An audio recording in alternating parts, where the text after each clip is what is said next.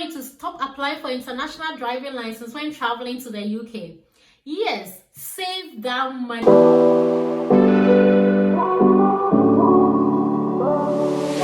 And welcome back to my channel. My name is Bridget, a UK registered nurse.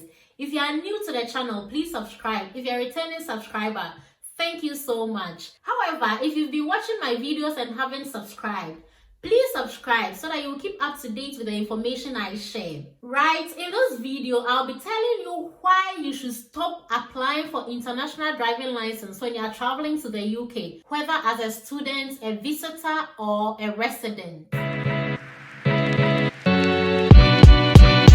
So basically, you'll be able to use your country's license so far as it's a full license.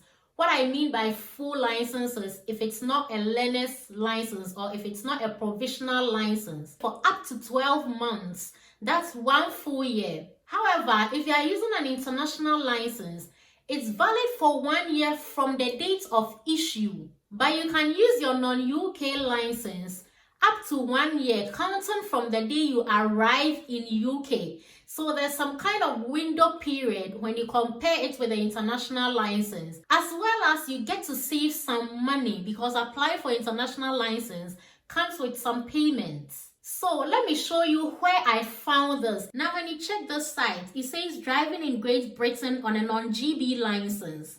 So use this tool to see if you can drive in Great Britain with your non-GB driving license. Great Britain is England, Wales, and Scotland. So let's start now and see whether we can drive in UK with our license, okay? So now look at the first question. It's asking, are you a resident of Great Britain or a visitor to Great Britain or a foreign student studying in Great Britain? So this applies to residents, visitors, students. You choose which one applies to you to check the eligibility, to check the kind of cars you can drive. So I'm choosing residents. If you are coming on a work permit, you are a resident. And then clicks next step. The second question is, what kind of driving license do you have? Your license will say on it what type of vehicles you can drive, all right? So if your license says you can drive full car and motorcycle, or full lorry, minibus, and bus, you choose which one applies to you. But the point is, aside visitors, other foreigners cannot drive the full lorry, the minibus, and the bus unless you've had training in the UK. So I'm just going to choose the full car and motorcycle.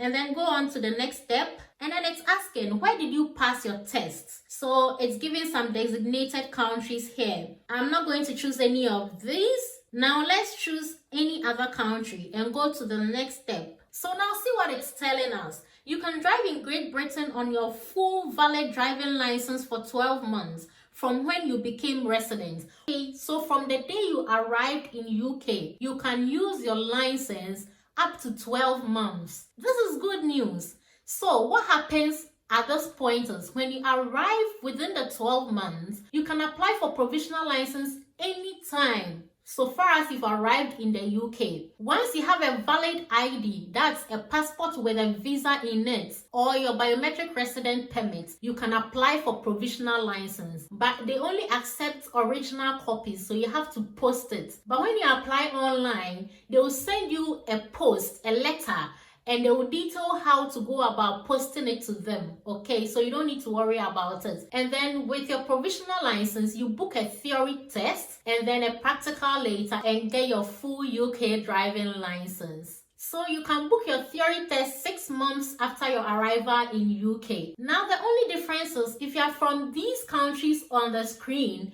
you don't need to apply for provisional license before booking your theory test. However, if you're from any other country, you will need to get the provisional license to book your theory test. So my people, save that money and stop applying for the international driving license and come to UK and drive on your own license, all right?